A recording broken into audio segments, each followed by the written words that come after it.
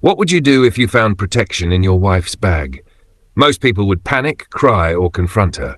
Me, I decided to stay calm and put pepper spray inside.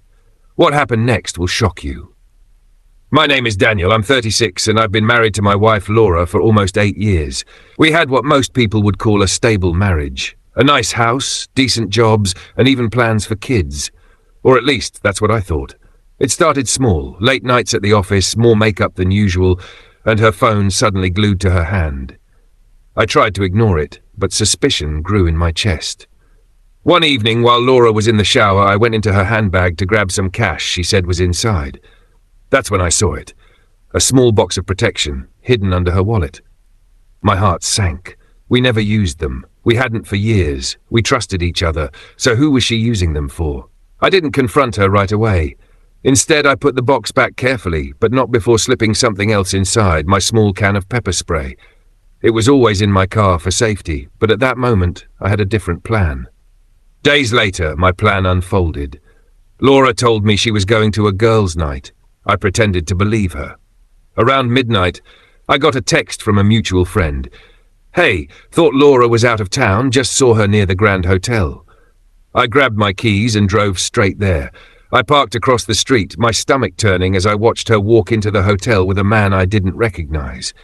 He looked smug, like he knew he was stealing another man's wife. I didn't storm in right away. I wanted her to dig her own grave. After about an hour, I saw them stumble out of the elevator, laughing, hands all over each other. That was enough for me. I stepped out of the shadows, calm as ice. "Laura?" I said. Her face went pale, and the guy stepped back, clearly startled. She opened her mouth to speak, but before she could, I tossed her handbag to her.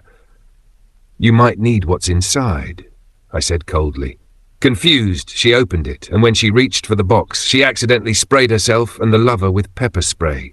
They screamed, stumbling, their eyes burning, and in the chaos, I simply walked away. That was my revenge. I didn't need to throw punches, I didn't need to scream. I let the truth and my little setup do all the work.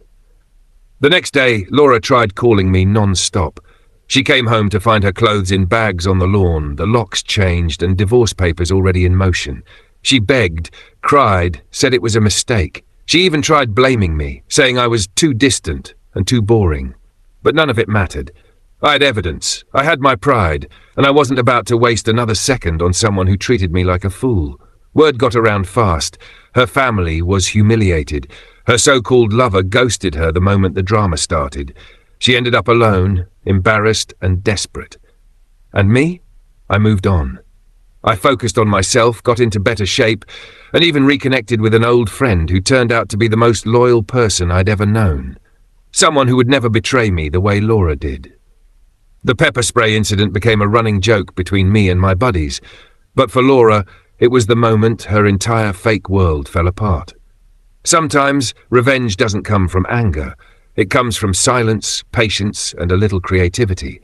And in my case, it came from a can of pepper spray hidden in a cheating wife's bag. If you like this story, please subscribe and turn on notifications.